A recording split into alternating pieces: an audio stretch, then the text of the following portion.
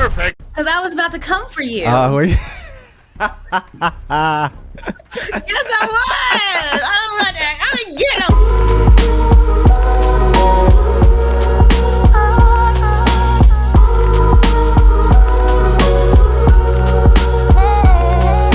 Yo, what's up, YouTube? My name is Chisha Zed. I am back in here, man, with another episode of Chisha Zed and Friends. I've got a new guest with us here today. Courtney, welcome. Some of you may know Courtney, man. Some of you may not.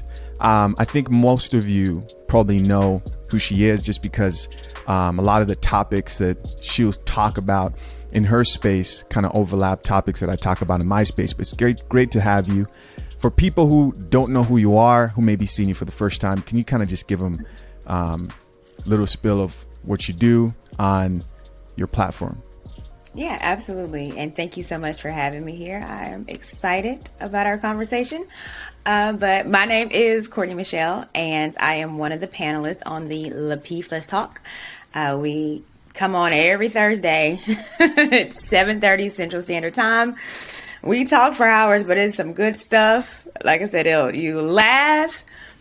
You would be like, what are you talking about? But it's very entertaining and it's fun and you learn a little something.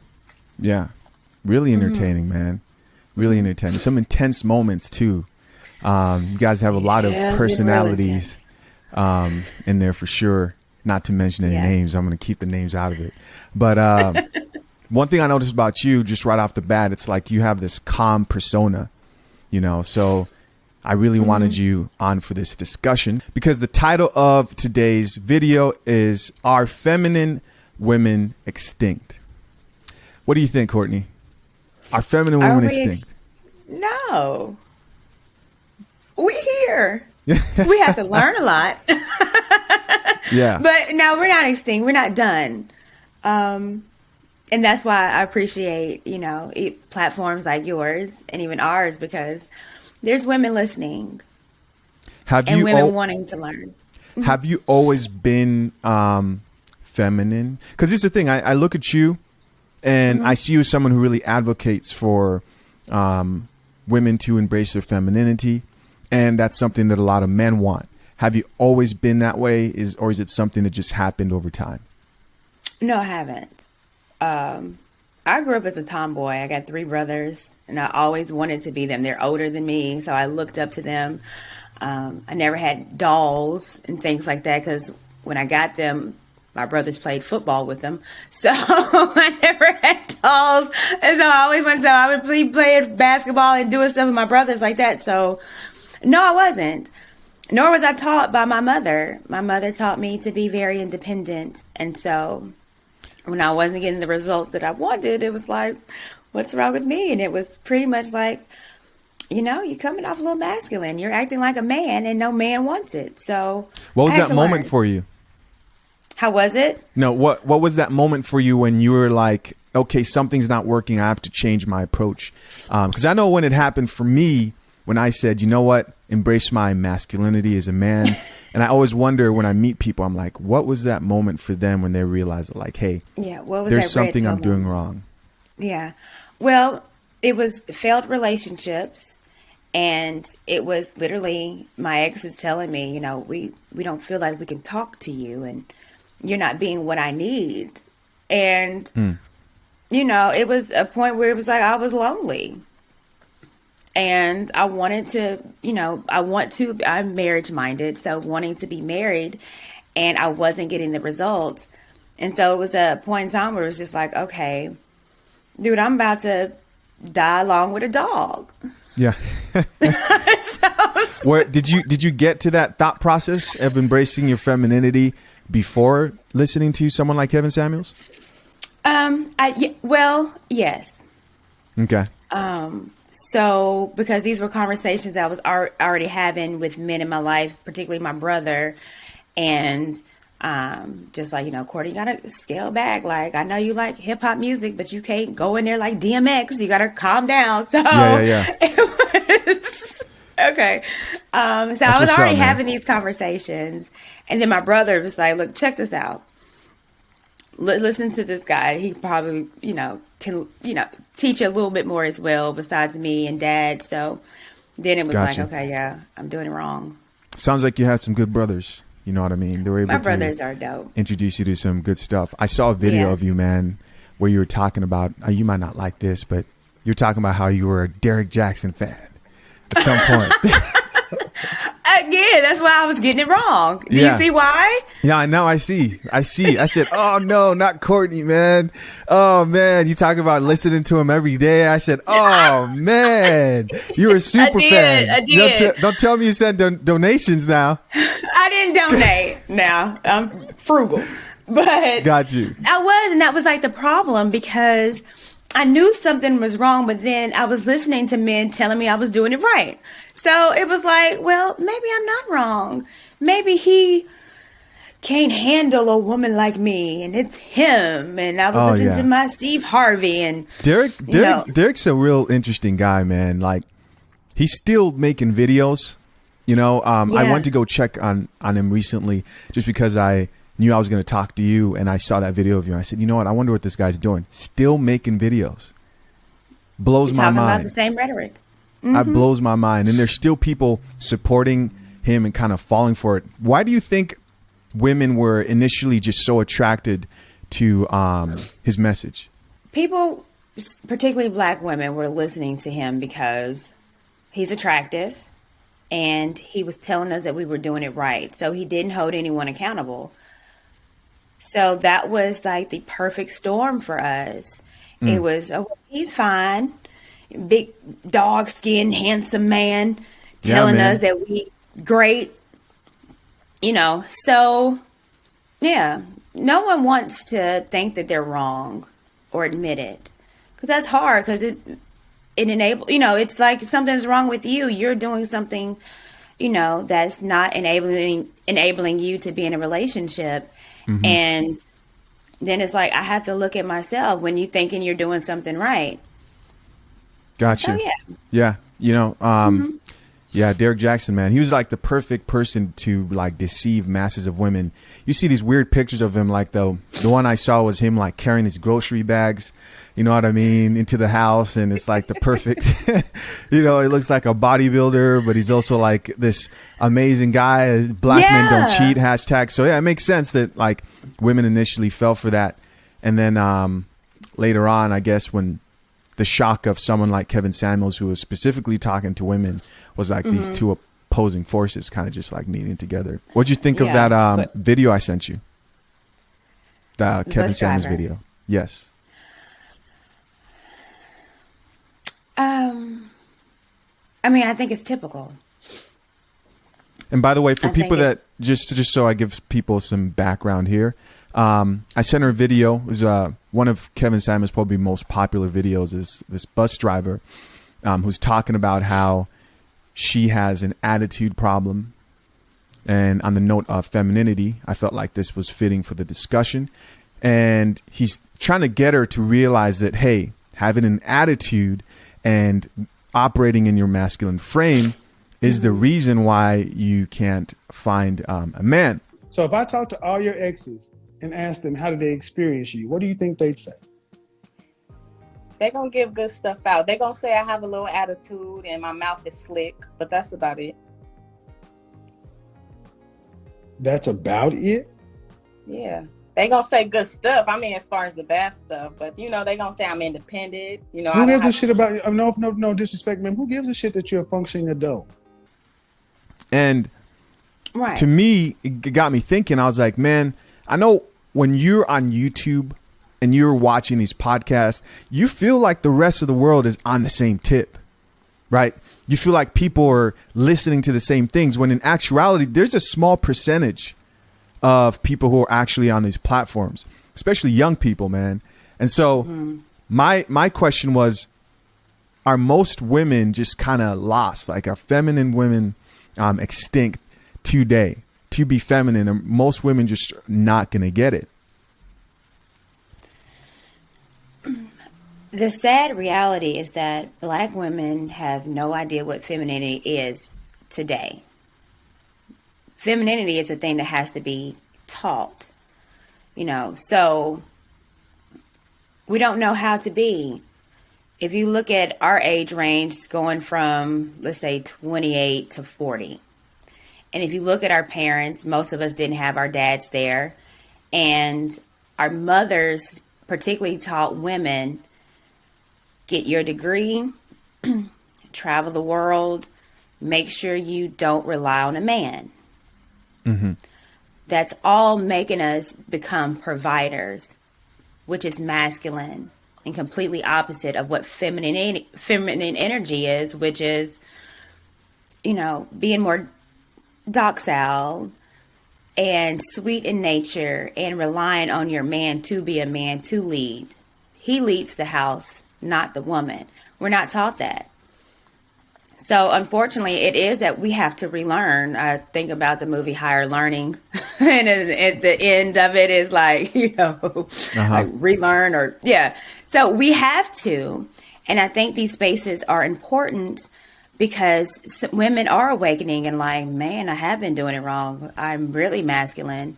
With a bus driver, and even Kevin Samuel said this about her, which I said about myself, and she had no clue. No clue, man. Clueless. Even when she was talking about, she wanted to start a business. He was like, well, do you have money to start a business? No. I want to do an animal spa business. I like animals, so that was a good question when you asked me earlier. I love animals. Did you go to college? No. Some college. I didn't finish. So where do you plan on getting the money to start this business? Good question. So in other words, you're just talking. Huh? So in other words, you're just talking and dreaming. Brainstorming, yeah. No, talking and dreaming. See, I like calling shit what it is. Manifesting. Talking and dreaming. Manifesting, that's correct. Talking and dreaming. What? Yeah. You clueless. It was crazy. Yeah, it was. And she kept on saying like, well, if someone, if I feel disrespected, I'm going to speak my mind. I'm going to speak my mind. And I've run into that. And it doesn't seem like women will really get it, most of them at least, until they're at the very end of like the results of living like that, and then you have men out here, the simps that are rewarding that type of behavior. Let's not forget about that. It's like this cycle of people who are working against each other a lot of the times. I also saw another topic that you had, which I thought was interesting, where it was like a disagreement that you had with the RP community. What are some disagreements that you had with the RP community? Right. Well, I had one. It was like an IG live that we turned into a YouTube, but I was somewhat getting frustrated. Being that I feel like I am a part of the community and the manosphere, especially with being on LaPeeve, and we get Steph Cole chiming in, Kevin Samuels chiming in. So we have these big hitters, and so I'm like, okay, a little bit. So I don't, as a woman in it, and as a woman that's able to be accountable, and as a woman is like, I do feel like I belong to the black man. Like, I'm not that. I smile at black men, and I do it more intentionally now because I know that you guys are not getting it. So, I'm more intentional with my movements. But when I say it's still like, you still gonna get the wrath of what you guys did to us back in the 80s and the 90s, and you did this for 30 years, and we still gonna give it to you. And I'm like, well, where's the resolve? And that's what I'm waiting to really be a part of, is the resolve of us black women and black men being together and creating family. And I'm not necessarily just seeing it. I see a lot of rage, but I'm like, when are we going to stop being angry? Got you. And then I was told, well, you got to wait. So I'm like, okay, so clock is ticking, but we're not getting better. We're getting worse. I think a lot of times, especially for women, they don't understand that a lot of men in this space are coming from a place of a bad experience, right? Either they were coming from heartbreak, and that's the better situation, or there's somebody who's been through a divorce. a really bad divorce, and now you're paying alimony. Now you have a bad experience attached to the situation, because I have a different perspective when it comes to just sort of the dynamics between like men and women and marriage. As much as I advocate for Black people, I still believe the answer to this whole thing is save yourself, right? It's like, focus on me. What am I going to do with the information that I get? Most men are saying, nah, I'm never going to get married. I'm like, okay, got you.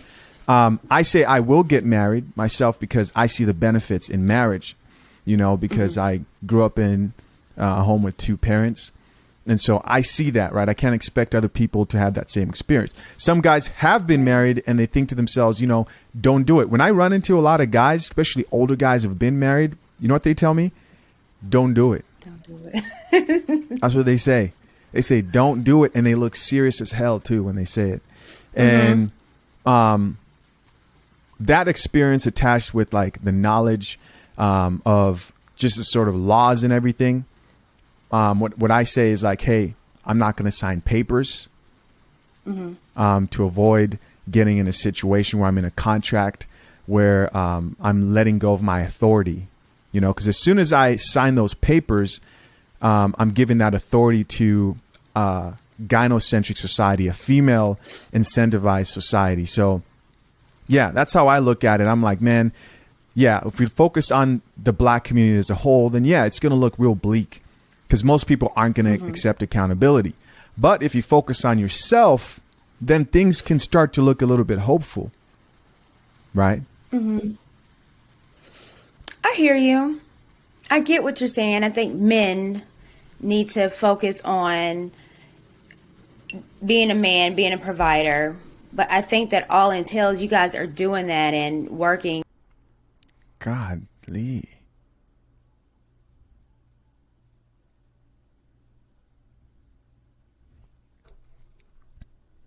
I don't know what's going on, man. I do not know what's going on. Because I was about to come for you. Yes, I was. I was get him. Oh man, I think it felt it coming, man. It felt it coming. It was like, oh yeah, you don't want this smoke. You don't want this. It saved you. You didn't want this smoke, because I was going to smoke it like a Newport. All right, so we could just pick up from, because it's still recording. I would just pick up from where you go. We'll make this one shorter because obviously the system, I don't know what's going on with this today. I definitely understand what you're saying as far as focusing on self, particularly men. I think it's important that men do level up, but the essence of leveling up is for you to be a provider for your family and not for you to do this life alone. So I don't want it to be where, you know, we have a selfish mentality where, you know, do it yourself, do yourself. As a woman, I'm not supposed to be thinking of self. And that's why we're here. Women have been thinking of self. We haven't thought about our future with family and children. You know, being a nurturer, catering to our husbands, it's all about me, me, me. And that's why you see these women on Kevin Samuels looking a fool, because they're not thinking about anything else but them. Gotcha. I mean, if we're going to work on the community, we got to be community minded as well. I'm leveling up. I'm being a better man because of me being a provider, having a family, being a backbone, the leader of my family. That's why I'm leveling up. It's for them. And I think if we all had that mentality of we're being better for my husband, for my children, for my wife, man, I really, really believe that we would be unstoppable. Got you. We would be. Yeah. I will say this, you know, I think it's hopeful, you know what I mean, to focus on the Black community. And by the way, I, you know, support anything that's going on within the Black manosphere for sure, and respect everybody within that space. But at the end of the day, I know for a fact, if I look at this thing from a bigger perspective, it starts to look real sad. You know what I mean? And it starts to look real bleak. And so that's why I say, don't necessarily think like, you know, selfishly, but I think being focused on your own personal life and goals, and like, where am I headed, right? Am I doing better myself? This is just how I think, you know. Am I doing what I need to do as a man? Am I learning to better my character, to control my emotions? Am I being purposeful about my decisions as a man, accepting responsibilities for things in my life that I can change, right? I start to feel better in that way. Now, when I start looking around me and I'm reading the comments and I'm looking at other people and what they're deciding to do with, you know, the information they're getting, and because not everyone's going to accept accountability. They just not, you know, right? They're just not. Most people who hear the RP get aware to truth, realize that the world has been lying to them. Women themselves being told that, like, hey, you can be a man too, right? You don't need a man in your life. You can raise up that son on your own. You don't need that masculine energy. Then eventually you figure out, like, wait, I've wasted all this time. I was the problem. Or even a man, when you realize, like, hey, you being emotional, lacking direction and ambition is your problem. That is your problem. You'll be upset, but not everyone's going to take that information and say, okay, I have to change. Some people are going to complain. Some people are just going to take it too far and just take the victim role, you know? And yeah, I disagree with that too. Within the RP space, those guys that use this information to paint a bleak picture for themselves in the future, I would hope that most people that listen to my channel use it to benefit and improve the quality of their life. Yeah, I definitely hear that. Let me ask you a question. Yeah. Because when we talk about red pill, it's majority about men and getting woken up because they've been lied to. And so now it's like, oh, I got to get all this information been lied to, and things like that. Don't you, or do you realize, or do you think that women have been lied to as well? We just haven't been red pilled yet?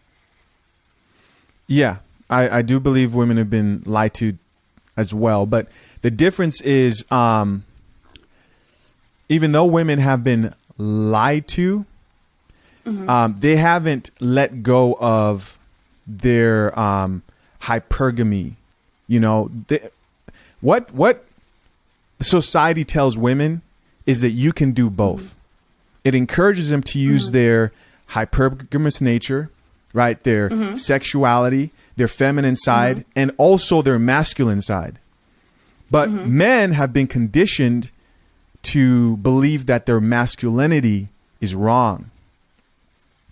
That's what they've been convinced to do.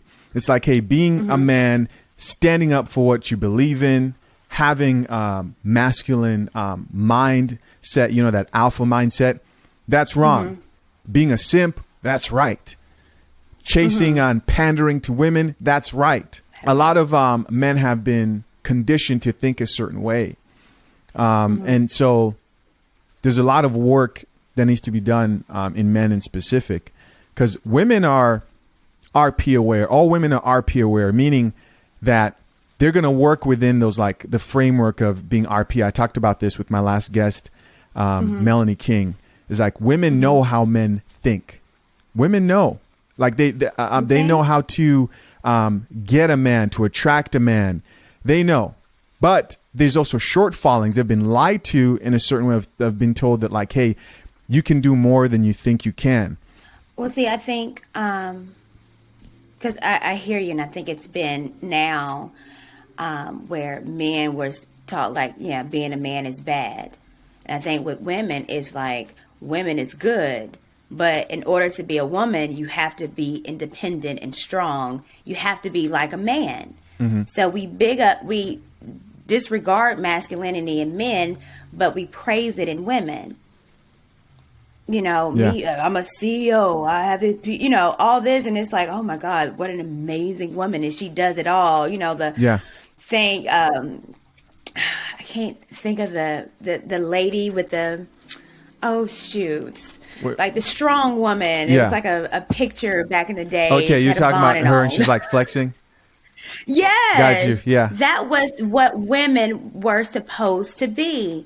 Strong, just like men. You know, anything I can do, you can do better. Exactly. You know. So, but it was a lie, and we believed it, and we're still doing it. And I think we've both been lied to. Yeah. Especially in the Black community. And I think we have been because we're separate, and we're separate now. I just don't think a lot of women have been red pill, meaning women don't have our Kevin Samuels. Got you. Women don't have our Obsidian or an O'Shea or you or Anton. We haven't found that woman yet that has the charisma to tell them they're wrong in a way where it awakens them, because we still have the Derrick Jaxns. Got you. I don't think women will need their Kevin Samuels. I don't think so. No, I don't think women need a version of Kevin Samuels, because if they get a version of Kevin Samuels, you see, women will always try to contend with the man. It's just in a woman's nature, to test a man, to contend with him. It's just what comes with that nature.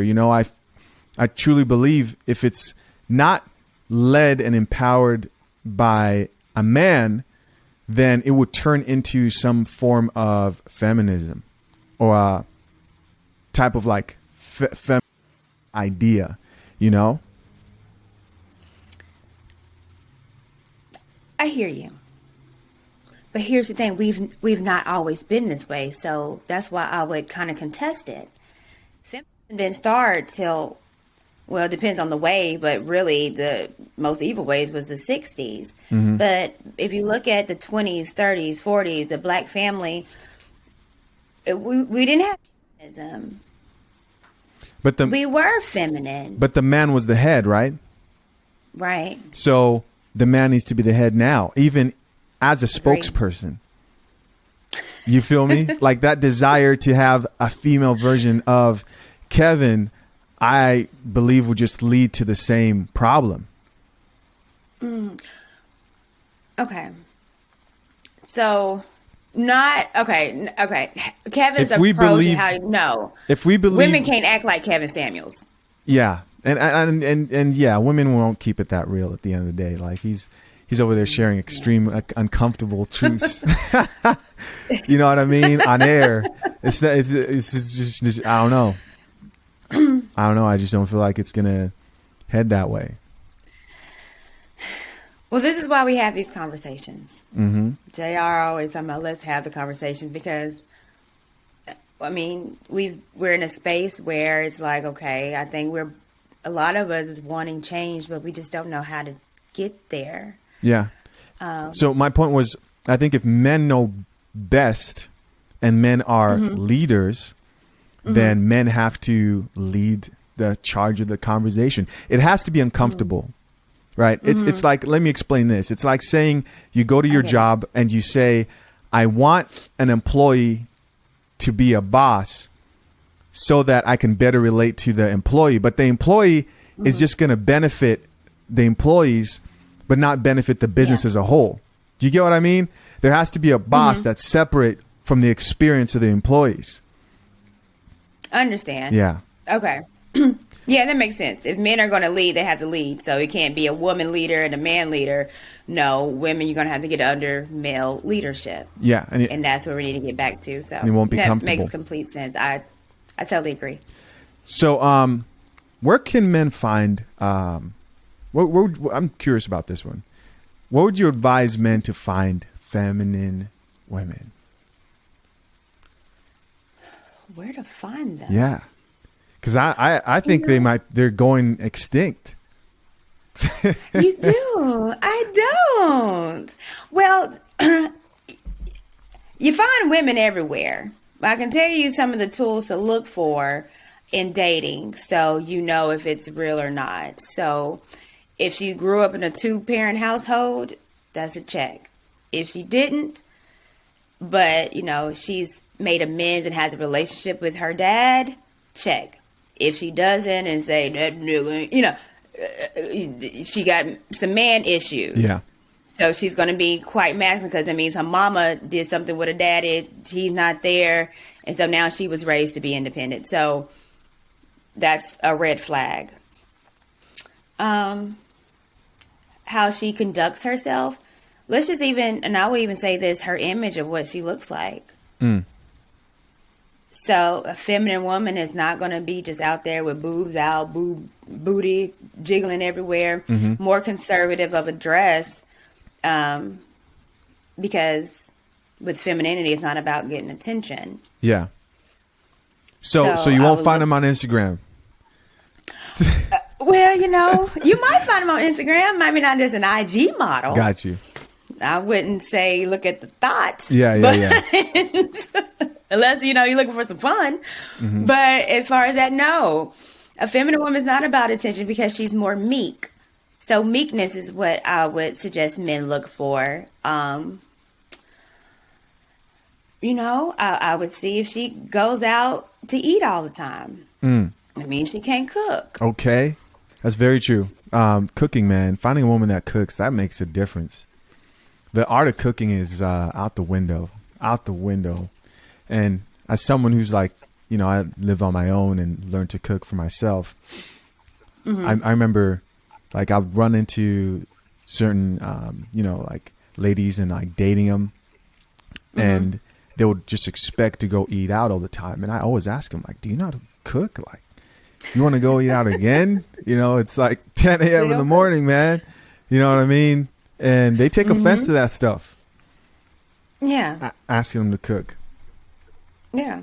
Well, if you want to know how to find a wife, you have to look at the characteristics and these different attributes. You go over a house. A feminine woman, make sure her house is clean. And I always say this, and I'll say this to you dating, look at her kitchen and her bathroom. Gotcha. It might look cute in the living room and the bedroom because you're going to be in there, but look at that bathroom, especially around them corners in the bathroom. Yeah. That means you don't really know how to clean. Yeah. Dust bun. Yeah. I feel you. No, Like I've seen it. I've seen some stuff. I've got to tell you. Yeah, definitely seen some stuff. I'm giving you secrets. Appreciate it. Yeah, to close out, man, I was thinking about marriage in specific, right? I wanted to end it on this note. I'm getting to the point now where I'm asking a lot of guys, I'm wondering like, hey, if we talk about this thing, and there's a lot of guys that don't see marriage as an option, I understand. If we talk about women getting better and men getting better, to what end do we want people to get better, right? We want it to actually lead to good relationships eventually. Right. The last time I got really into this conversation was when the lead attorney came on the Lapif network, right? He was probably the only person to get me to look at the signing of a marriage contract a little bit differently. Still probably won't do it. But the way he laid it out, you know, when he was talking about how you go about it, it got me thinking a little bit differently about it. But what do you say to guys who say, you know, I'm not going to consider getting married until those laws change? Where they don't have to pay out alimony to somebody for the rest of their life and a lot of other things. Well, I'll say this because we talk about alimony, but majority of marriages that get divorced are not paying alimony. You know, and usually with alimony, it's if the woman is at home, doesn't have a job, they, you know, so it's to fund her because she wasn't working, but majority of women are working. So I don't think that should be a determinant of getting married. I don't want to pay alimony, but even if that is, then that's the idea of prenups. But here's the thing, when I say with a contract, you can say that you want to be in a long-term relationship, and that's great. And I think even when lead attorney, we was kind of going back and forth with the whole DMX, and he had a girlfriend 14 years, you know, and we had a back and forth with that. But as a man and as a provider and a provider for your family, and if you're with a woman long-term and you have children with her, something were to happen, the idea of providing is I'm going to provide for you and make sure you're good even if I'm not there. Not meaning if I'm divorcing you or we're divorced, but let's say something happens and we're still married and you die. It's security And that's the biggest thing a man can give a woman in a marriage is security. That doesn't happen without marriage. We don't have benefits of marriage, tax write-offs, things, you know, it's a business, but every business has a contract. So if we're going to be together, and for longevity, let's look at us as a business, because that's how it's going to work. And every business has a contract. And that's how I look at it. Got you. And same thing with a woman. If, let's say me and you were to get married and something happens to me, well, you're still going to be, you're good. Because we're a business, and I'm going to make sure whether I'm here or not that you're taken care of as well, because I belong to you. So I think it goes both ways, but I think marriage is important. Yeah. No, I definitely see the benefit of marriage. Like I said, growing up in a 2-parent household, I see it. And so I can't unsee You're it. Scared. And so you said what? You scared? Nah, no, I'm not scared. Wait, of divorce? You scared of getting married? No. I'll get married under a tree. You know what I mean? African style. Under a tree. African style. You know, with the African priest and no government papers. You feel me? Because I was born in Zambia. Okay. So, well, I knew that you were in Africa. I didn't know where you was born, what country. Yeah. To me, I just look at it logically, and I'm just like, looking at the odds, it just doesn't make sense. It just does not make sense. Not to sign those papers. Alternative versions of it, that's what I'm looking into, and I'm open to that, because at the end of the day, married people, the number one benefit is they produce better children. Can't deny it. They produce better individuals and better people. So that's where I'm at with that. That's true. But hey, Courtney, I appreciate you for coming on this episode of Chisha Zed and Friends. Good to have you. Hey guys, if you guys enjoyed this video, do me a favor, man, and hit that like button. Show your boys some love. Also, leave a comment. Let us know what you thought of the conversation, what you agreed with, disagreed with, whatever. I appreciate every last one of you guys that are watching my channel. And guys, subscribe. I know a lot of you might think you are subscribed, but a lot of the YouTube algorithm will just push videos consistently to people, and you might not be subscribed. So consider subscribing. Courtney, next time maybe, right? Come back. Yes. We'll do it again, darling. Good stuff. Good stuff. Until next time, guys, I'm out. Peace. Bye.